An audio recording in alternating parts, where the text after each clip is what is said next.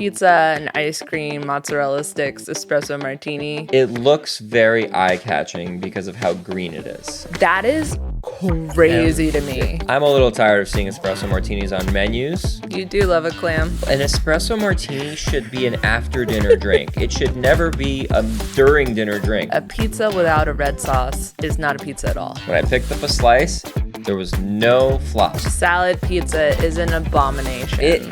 Zero flop on this slice. Childhood beloved snack, let's go. More places should have mozzarella sticks because everyone loves mozzarella sticks.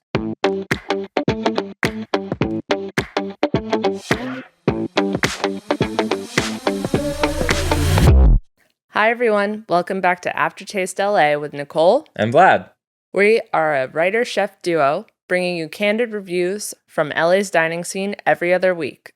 This week, we're going to be discussing our visit to Not No Bar in Santa Monica. Not No Bar is not an easy name to say for a bar. I'm really curious how they chose that name. You know, I meant to ask, and as a writer, the double negative is very grating. A little irked you a little bit? It is hard to both hear and understand, and say also. When we tell people what this episode is about, they're like, no bar? You know, it doesn't ring easily. Yeah, it doesn't roll off the tongue so easily.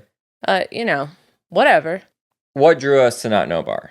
Well, for me personally, I had heard good things about their pizza, which, as a former East Coaster, I'm always a little wary of, but I'm willing to try.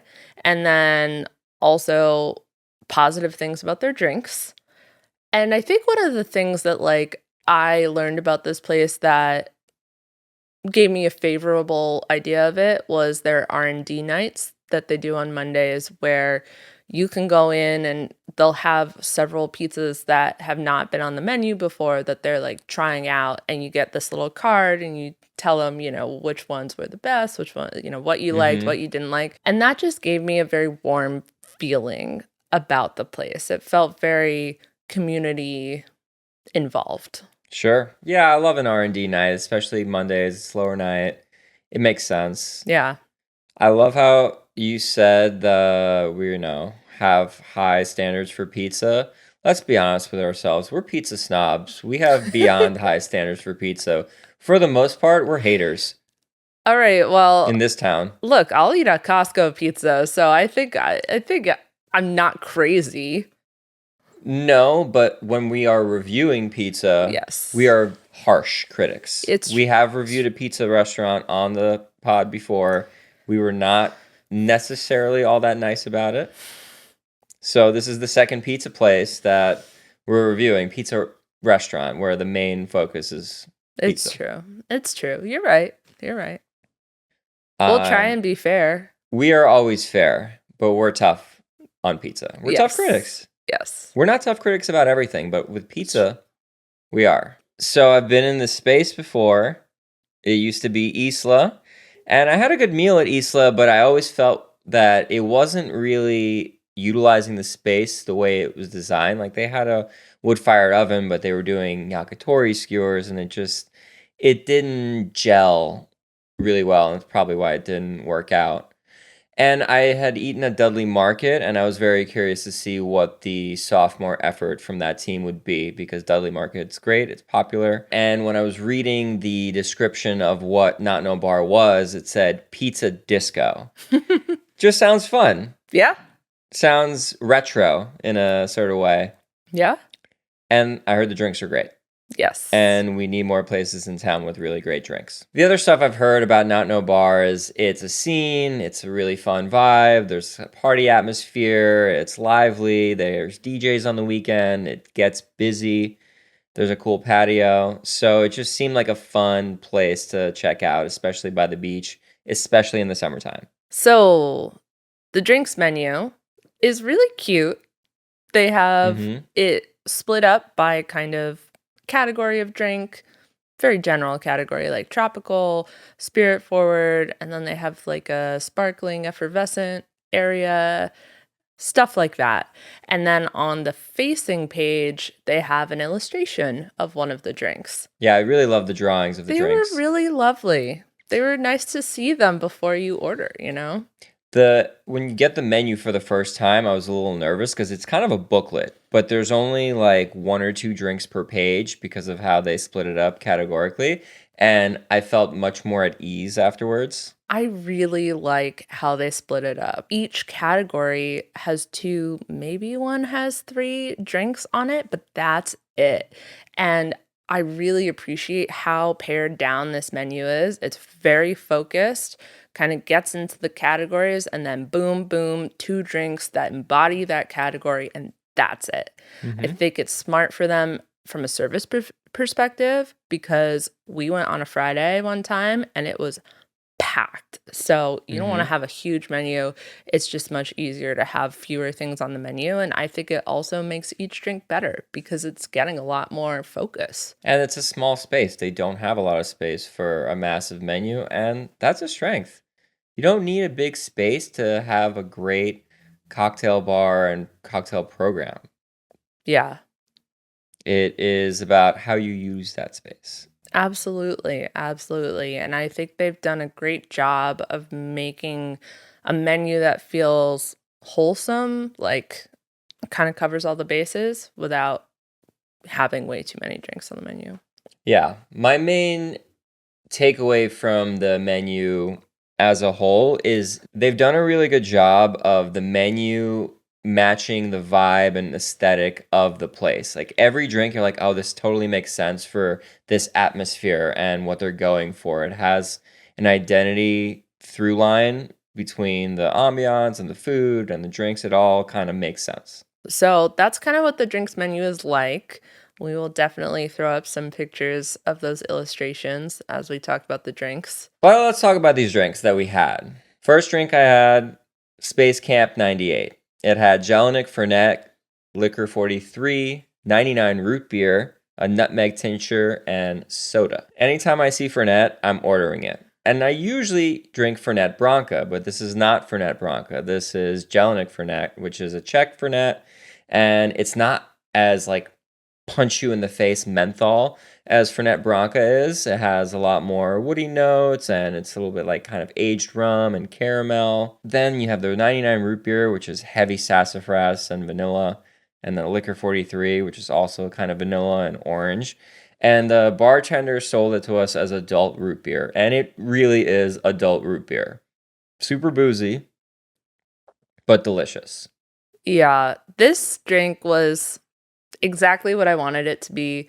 They did a great job keeping it simple, kind of pulling out all the elements of a good root beer and just playing them up with these alcoholic ingredients.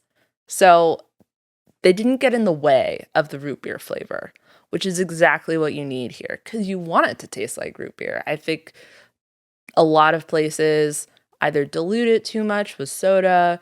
I was a little wary when I saw the soda because, sometimes those ratios are off, but they Hmm. got it spot on.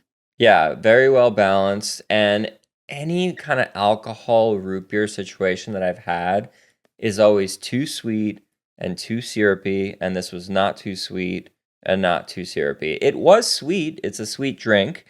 It's root beer, Hmm. but it is so boozy that the sweetness kind of gets mellowed out. And then the soda water too. Yeah, they did an excellent job on this drink. It's such a fun concept, and you don't really want them to go crazy on it. You just want them to do it Yeah, right. for sure. I will say if you do not like root beer, don't order it. Yeah, But yes, if you love root beer, 100% order it. absolutely. Yeah. Good stuff. Also, great with pizza. Yeah, of course. It felt like, soda and pizza. Absolutely. So that was a no-brainer. Yeah, when we go back, this will be my first order. So I got the Scissorkick, which had white rum, green chartreuse, pineapple, coconut, lime, and nutmeg. And I'll be honest, I did kind of mostly order this because I liked the name. Scissorkick is just fun. Yeah. And then it also was the drink that had the illustration on the facing page. Yeah, And immediately you're like, oh, yeah, this is like a tiki drink. It looks great. yeah, it looked fun and tropical and beachy. You're at the beach, you know. Mm-hmm. We went for a walk on the beach afterwards. You're so close, and they have all the windows open in the front of the place, so it just felt like a nice summer day. I wanted something refreshing and light, and that's exactly what this is. It's kind of just very classic tiki. I really like the green chartreuse in there. I think it's doing some great heavy lifting for flavor and kind of pulling back a little bit on the sweetness with some vegetal notes, which it was nice. It I was agree. nice. Yeah. Nicely balanced. This was a very easy drink. Yeah. They have this beautiful kind of outdoor patio there, really, really sunny. And this drink on that patio is perfection. Drank a little too easily, I would say. I finished it very, very quickly. Yeah, it's classic. Served over pebble ice with a big sprig of mint. You know, Yeah. just fun. My second drink, I had the Soy Del Rancho, which was yuzu, lime, tequila, poblano.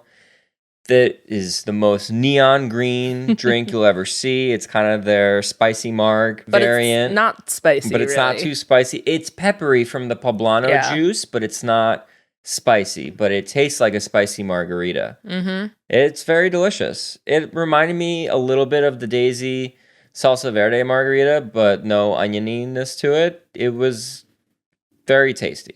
Yeah, you can find versions of this drink kind of throughout the city. I don't think that's a bad thing. I think this combination is a winning combination. There's a reason that it's popular, and everywhere we go, it's a pretty awesome drink. So, Yeah. you know, it doesn't take away from how good this drink was. No, and it was very well balanced. It was sweet and tart and boozy and delicious, very easily drinkable. It is definitely one of their more popular drinks because I saw a bunch of them going out. We sat at the bar, so we were seeing how many were being made, and it looks very eye-catching because of how green it is. I would say this is a drink that I'd probably order most times that I go, and then order one thing that's new.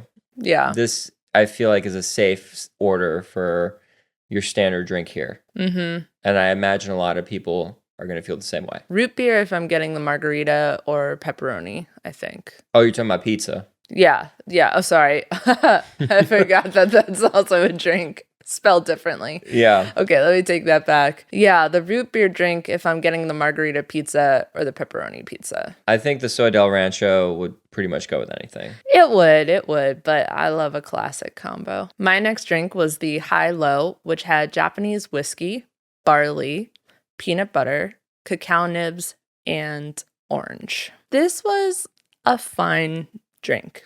Basically, peanut butter, old fashioned kind of vibes. I liked the barley flavor. I liked the cacao nib, though I kind of wanted it to be a little bit more forward in the flavor. Overall, I thought this drink was fine. It's very boozy, which is why I ordered it. That's what I was looking for. But I found it to be almost a little bit thin. I thought it was a well-made drink. I just didn't think it was a drink for this place. And it's probably the only drink I saw on the menu that didn't fit the theme. Is an old-fashioned. And the environment that you're in, the food that they serve, just didn't make sense to have this drink. You need it for the people that want it. And I get why they have it, but it's not something I would order again. Not because it was bad, but because it didn't make sense to me. And the other drinks we had were so good. I would just skip it next time. If you're an old-fashioned drinker and you're in the mood, order it. It tasted good. The barley was nice. The peanut butter was nice. I wanted it to have a little bit more peanut butter. The peanut butter flavor was very subtle, and I was expecting a little bit more. Maybe that's why in my brain I was thinking it felt a little thin, because you are expecting the peanut butter to be very front and center. Yeah, I didn't get the thin thing that you're talking about. Like, I thought the mouthfeel was proper. I said earlier that all the drinks on the menu fit this theme. This is probably the one outlier where I don't feel that way. Well, what's the saying? The exception proves the rule. Let's talk Espresso Martini. Espresso Martini. which I will say, I'm a little tired of seeing espresso martinis on menus, but I understand why it's there because people love it. Yeah, I mean, I think it's over. I think it is over. The Okay. reason luckily, like, I'm I mean, all this is a for new it. bar. They have it, so it's not over yet. I know, but it's like the tail end. It's Yeah, going people away. people are getting sick of it. Yeah, and I think people are starting to realize that there aren't that many of them that are really good or good quality. Bars take a lot of, I don't want to call them shortcuts because if you're a busy bar, you're not going to be brewing espresso 1,000 times in a night, you know? Yeah, well, they batch it now, so you can pre-brew a bunch of espresso. Right. So that's what they do here. It does have real Yeah, espresso in it, which I do appreciate. you can immediately tell when it's a good espresso versus not a good espresso. Or when they use cold brew instead, which is very common as well. Yeah, pass. I don't normally order espresso martinis out, but since we were getting dessert, I thought it would be a great pairing. And it was. I think that is something people don't realize. Like, people order espresso martinis with their dinner. That is And crazy to me. you need to know an espresso martini should be an after dinner drink. It should never be a during dinner drink because it ruins all the flavors of the food that you're eating. It's wild. Just don't do it. It's really, really, that's a choice, man. Like, people, you have coffee with your dessert after your meal. The espresso martini is the boozy version of that. So in this particular espresso martini, they give you a choice of vodka or tequila. It has cafe mocha, amaro, and espresso. And they say Italian espresso. That makes sense for a pizza place. I feel like it should be. So the espresso itself tasted good. It had a nice foam on top, which you want with an espresso martini. Cafe mocha, nice liqueur. And then my favorite part was the amaro that they use in this, which amaro is not generally, like, the standard recipe does not generally include amaro. So this is an element that they're adding, and they killed it with this. So this amaro is made by a California brand called Brucato, and they have a line of amaros that are inspired by California's different biomes. So this one was woodlands. So it has cacao nib notes, it has black fig notes, and some elderberry and citrus notes. So it's kind of perfect for this. And it gave it this nice, dark, syrupy undernote that was just delicious. As far as espresso martinis go, this was really solid. Definitely higher on my list of rankings in the espresso martini world. I'm not the biggest espresso martini drinker. I do like one at home. I actually prefer it at home versus out. Yeah, by the time I normally get to dessert, I've had too many drinks to have another one with my dessert. Yeah. So, and then besides that, I know bartenders hate making them. And I'll also be honest, I generally like mine that I make at home better than the ones I get out. Or our alternative is also a Carajillo, which is also a coffee-based cocktail. I like that they use the cafe mocha. A lot of places are using like Mr. Black and just really sweet, syrupy coffee liqueurs. And this one is a lot better and just has a better kind of chocolatey coffee flavor to it. So they're using primo ingredients for the espresso martini, which is why it's $5 more than all the other cocktails on the menu. So it is a pricey drink compared to the other ones. And I will say it's on there because it sells, but it also doesn't kind of fit the ethos of the place, right? Ooh, I'm gonna push back here. Yeah, you think it works? I think disco espresso martini actually makes the most sense. Now that you've said it in that way, I can see it. Yeah. Because I was thinking like beach tiki type thing, and then that way it doesn't make sense, but the disco thing, okay. I think technically an espresso martini is more of a 90s drink, but I feel like I could imagine, ladies coming off the disco dance floor and picking up their espresso martini glass. Like, in my brain, it just makes sense. Yeah. Okay. spiritually. I don't think I will order it again, not because I didn't think it was good, but because I want more of the tiki vibe when I'm going to this place. That's kind of what felt right to me. That is everything that we drank for our first visit to Not No Bar. We will be returning because that was a lot of fun. Just the overall drinks here, really well made, and I think surprised us a little bit. I didn't think they were Yes. going to be as good as they were. Yes. I mean, we talked about that people thought they were good, but um that never is a guarantee that they actually will be good. Yeah. And I think they're definitely better than a lot of kind of restaurant cocktail programs that we've been to. Mhm. I would agree with that. I would put Not No Bar's drink program high on our list. They're not as creative as some of the drinks that we've had in town. Yeah, but they're super solid and they're using the right stuff, I think, I would say. But okay, let's move on to the food and the snacks that we had. Pizza's what they do. Small menu. They have some crudos, Dudley Market, so obligatory. You gotta have a crudo. Thank you for bringing that up because I was thinking, why is there a crudo on this? But you're right, that is why. Yeah, well, it makes sense. They're right down the street. They're gonna have a crudo, and this is like a daily catch situation, so it's gonna be different all the time. We did not get that because we're over at crudo, but couple pizza. They have like 5 pizzas on the menu, and then they have mozzarella sticks, which Woo. oh man, not that many places that are like elevated have mozzarella sticks, but more places should have mozzarella sticks because everyone loves mozzarella sticks. And I will say they're technically on a different portion of the menu. Inside the menu booklet, they have like bar snacks, and it's from that section versus their daily specials is the pizza and the crudo and that kind of stuff. Yeah. So they're like, I don't know if it matters that they're separate, but it's just a different like thought almost. No. And then when we went, it was happy hour, and they had a little happy hour where there was $10 martinis, and they had a steak frites special for like $27, which is actually a really great deal for a steak frites. Steak frites right now is having a moment, and it's almost a little bit too much, but I love steak frites, so I appreciated that. Yeah. So they have a kind of few different options here. You can have a dinner. Or you can have a fulsome array of snacks. Yeah. But we came for pizza. Yes. And before we get into the pizzas that we had, I did a little digging about the program here and the dough. So they consulted on their pizza dough with Inez Glasser of Lupa Coda, and her whole philosophy on pizza dough is long ferments, easy to digest, Neapolitan style dough. And the pizza dough here was very solid.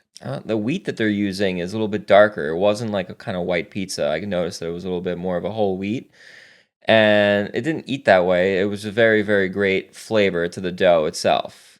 And it ate very, very light. I agree. I was very impressed by the dough. Pleasantly surprised. I find a lot of doughs out here are unbalanced, either too sweet or too sour. This one was nice in the middle. It was also seasoned very nicely. It's hard to get all of those things in one dough. Yeah, especially Neapolitan pizza. Oftentimes, I find that they do not put enough salt in the dough, and you need a lot of salt in the dough. I think people are wary of doing it, and it definitely was not lacking here. So we had 2 pizzas. We had a margherita pizza, and their margherita pizza is standard, and then there's a bunch of toppings that you can add to the margherita pizza. And then they have the Clam Pie, which is probably their most popular pie. And we love clams. And I love a clam pizza. You do love a clam. Let's start with For you. margarita. So the margarita pizza with pepperoni, because we added it, Yes. was good. I like it when it has sliced mozzarella on it, but that's kind of a personal preference. They also use the cup pepperonis, which I really appreciated. I love those. Those are superior.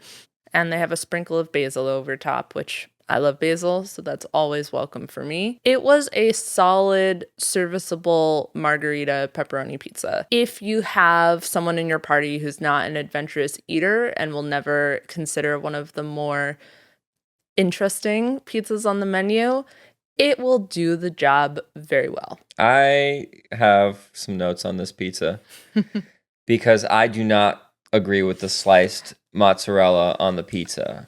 Every slice had a big slice of mozzarella on it, which is fair for a margarita, but the weight of it makes it so it's a really soggy, saggy slice. When you pick up the pizza, half the toppings were falling off.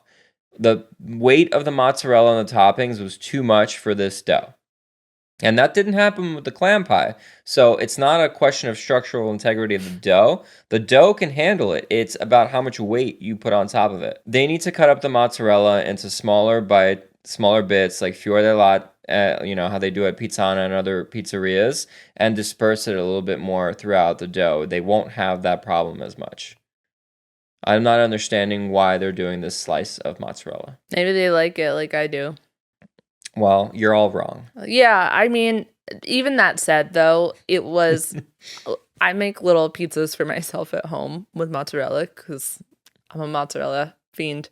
And you have to cut it very, very thinly if you're going to do slices. You have to really get it super thin so that it, like, bubbles, and almost gets, like, the dark crusty bubbles like on the crust. Yeah. That's the only way that it works to have sliced mozzarella on a pizza like this. Also, you have to be careful with the sauce level. If you have too much sauce, that just acts like a slip and slide for it. So it's a big balancing act to make the sliced mozzarella work. And it was not quite that.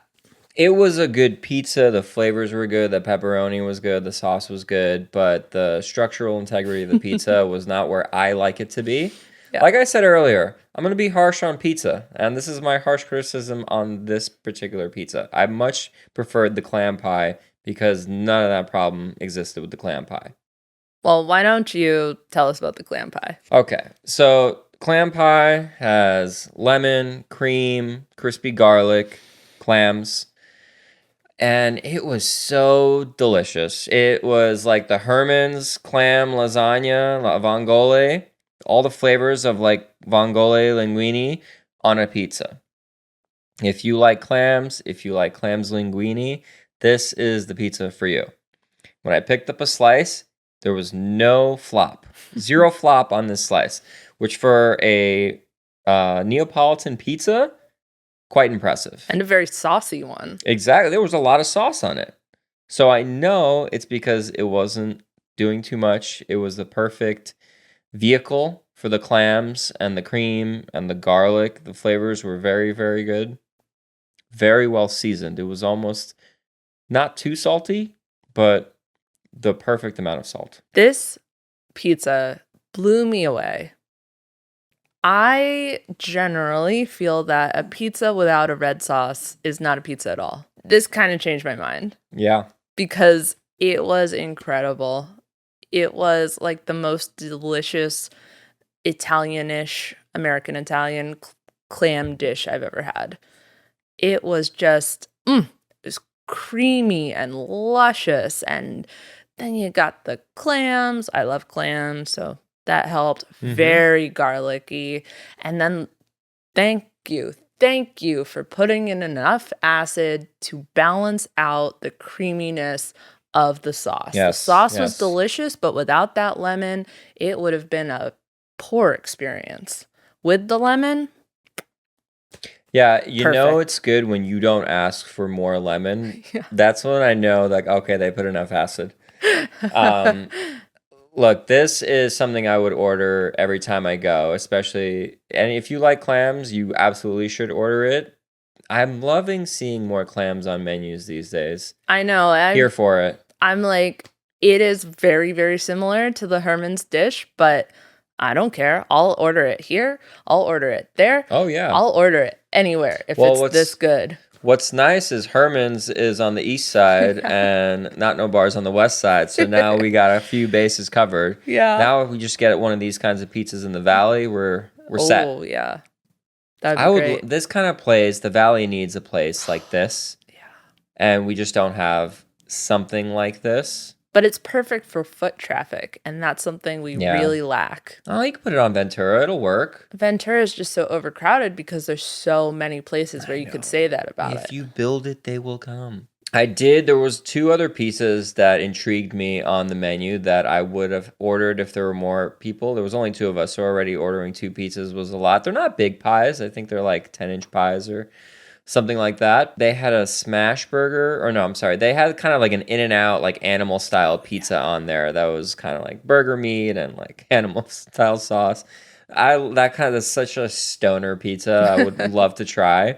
And I think that's one of the pizzas that probably was an R&D night that people liked. I bet, it yeah. seems like there's a pizza that rotates on the menu, and that's probably one of them. Because the clam pie is not going anywhere. The margarita is not going anywhere. Yeah. And then they have their Caesar salad. Instead of a Caesar salad, it's on a pizza, which you have thoughts on salad on pizza. I understand. It's a very LA thing. It's a very Venice thing. There's that spot on Abercrombie that does the salad pizza that everyone loves. Salad pizza is an abomination. It's a very California thing. And I will say, as an East Coaster, yes, it's an abomination. But if I'm going to order a gem lettuce salad, put it on a pizza, you're going to get me a little bit more excited about it. I'm going to order it next time. The bartender said it was her favorite pizza and it was popular. We'll see. Don't knock it till you try it. I'll never say I won't try something. Next time we go, we're going to order those other 2 pies. And actually, we're not going to be able to not order the clam pie. But I also want the elote. Oh, the elote. That looked interesting as well. That's the thing. They don't have a huge menu. So every pizza on this menu is very orderable. Like, they all looked really intriguing. Yeah, it's a winner. It's a winner menu. That's what they've done in the R&D. They've taken the winners, and that's what's on their menu. It's smart. It's excellent. Yeah. And it's not big, so it's easy to make decisions. Yep. Because we can be quite indecisive, and then we end up over-ordering and overeating, and, that's why we go on walks on the beach. Yeah. Because we didn't only have 2 pizzas, we also had mozzarella sticks and spicy pickles. Yes, so let's talk about that. Okay. Which one do you want to talk about? Well, let's talk about the spicy pickles, because that's going to be kind of quick. Okay. It's a bar snack. It was like cauliflower and carrots and celery, and it was spicy, but not like crazy. It was delicious. Great pickles. Yeah, solid pickles. I think if you come with a group, I think they're a great order. They were a bit much for me, I think, for 2 people. Yeah. Definitely more for serving. A group. But yeah, it's nice to have. Especially if you're going there just for drinks and you just want something kind of like salty and crunchy and spicy to keep you thirsty. Yeah, I would very happily order just a bunch of bar snacks and honestly have that be my dinner. Yeah. #girl dinner. #girl dinner. Yeah. And then look, mozzarella sticks. What's not to love with mozzarella sticks? These were good. Yes. Coming from New Jersey, I grew up on mozzarella sticks. My memories of going to the pool in the summer, the snack bar, I always wanted the mozzarella sticks, and sometimes my mom let me have them. And the seasoning on the outside, great herbs and salt and all the right things. Yeah, these are proper pizzeria mozzarella sticks. Yep, marinara on the side. Gotta have it. You can add ranch. I would never put ranch on a mozzarella stick. I just don't think that makes... the New Jersey in me won't allow it. If you want ranch, fine, but the marinara is really all you need. Yeah. If you're a mozzarella stick lover, which if you're not a mozzarella stick lover, I don't really understand you as a human, but... I think this really plays into their fun identity, the disco, the music, mozzarella sticks, why not? We are adults, we're drinking, but you know what? Childhood beloved snack, let's go. One of these pizza and the root beer cocktail and mozzarella sticks will transport you back to your childhood real quick. We're having a sleepover, guys. Hell yeah. Yeah. So, I don't know, the food here was fun. It was tasty. It was, nothing is supposed to blow you away. Although the clam pizza came pretty close. Yeah. I did say it blew me away. It is there for you to enjoy with your drinks, and it's perfect. I don't think they should change anything. For a place that is drinks focused, the food is great. But we have one more thing to talk about. Oh, that's right, dessert. Dessert. The only dessert. They only have one dessert. Can't forget dessert. So the one dessert is a dulce de leche ice cream sandwich. Mm-hmm. And it was good. It was great. It was pretty good, honestly. Was it good or was it great? Which one are you going with? It was good. It was good. I think maybe coming from the mozzarella sticks and kind of the classic flavor that those had, I was craving the classic Vanilla? good humor. Yeah, vanilla. I liked the dulce de leche. What I was craving was a denser cake. Oh, you thought the cake was too light? I thought it was too light, and I wanted that kind of sticky flavor, or the sticky texture that kind of coats your teeth almost. Oh, yeah. And then anytime you eat one of those good humor ice cream bars, like your fingerprints, it like pulls away from the cake part. Look, this was good. It is not something I would order again because you're never going to be able to recreate that good humor ice cream sandwich. And that's really what I wanted. Yeah. You're right. Yeah, I know. I feel horrible saying that, but look, if you are craving an ice cream sandwich, you absolutely should order it. There was nothing bad about it at all. It was good, but it's not going to blow your mind. I mean, I've had ice cream sandwiches that were homemade that had a chewier cookie on it. Yeah. It's definitely possible. I will say, I'm going to give the audience a little bit of a pro tip. If you're going to order the espresso martini with the ice cream sandwich, very dippable. Yes, absolutely. Dip that in there. It has the espresso martini has a lot of the foam on top, so it's perfect. It kind of coats the sandwich, and you also get it penetrating the cake, which actually, the cake being light actually helps with that. Yeah. I think this place would be great for a girls' night out. Between the like pizza and ice cream, mozzarella sticks, espresso martini. We went twice because the first time we went, we were going to go for the podcast, but it was a bit too hectic. We weren't at that level right then. This place gets packed. And there was a lot of girls having girls' night there. Yeah. Or a boys' night. A boys' night, hell yeah. Let's talk about the ambiance and the overall feel of the place, because I think that's one of the biggest draws here. This space I have been to before, which seems to be happening a little bit more often lately. It used to be Isla, and it was this kind of yakitori type place. They had skewers, but there's a wood-fired oven in the place, and it was good, but it didn't really make sense for the space. This new iteration, Not No Bar, it makes a lot more sense what they're using this space for. They've inherited this pizza oven with the space, and why not make pizza with it? That makes the most sense. Absolutely. You know, on paper, this place, awesome. Pizza, disco, by the beach, neighborhood bar. I think that for me, an overarching theme of our visit and like my experience of both the drinks menu and the food menu is it kind of gives you just enough to be fun, just enough variety, just enough drinks in each section. You know, it's like just enough. I like that. Very much reminds me of a New York style place because it's a really small space, it's a really small menu, and they're working with what they got, and they're utilizing their space very efficiently.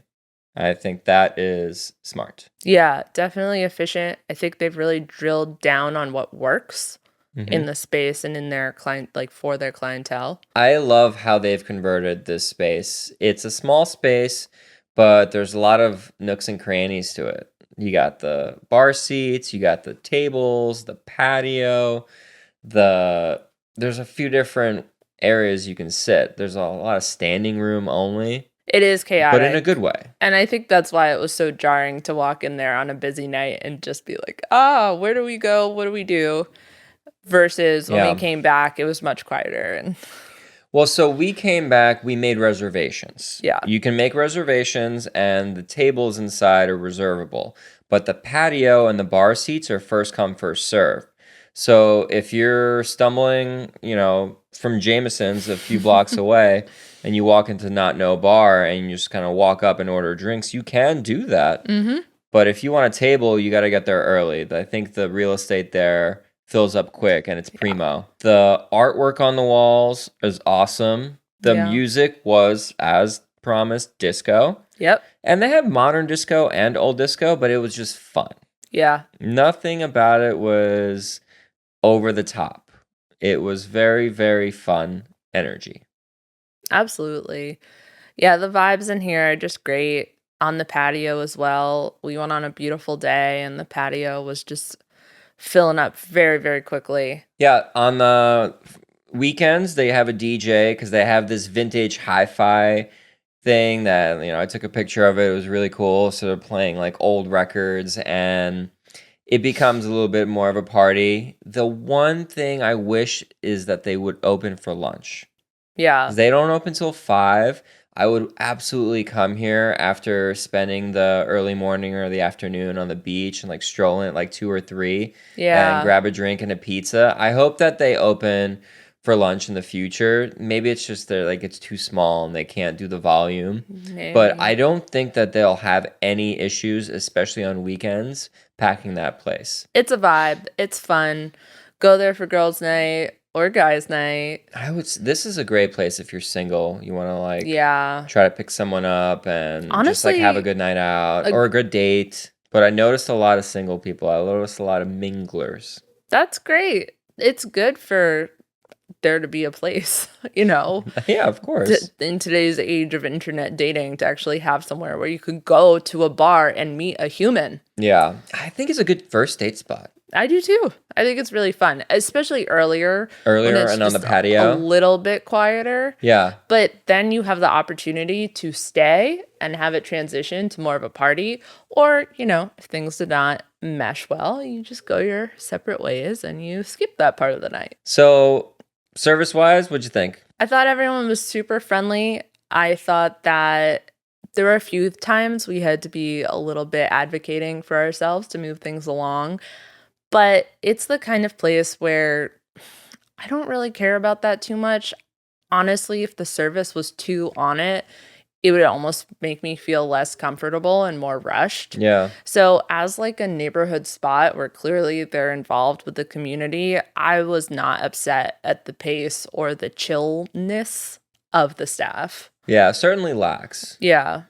But it doesn't need to be any more serious than it was. The only note I have is from when we came that first night, it was extremely chaotic to figure out like who do I order from? Where do I sit? Like there was no staff member. There's no host stand. Or a sign would be great, like Right. order at the bar.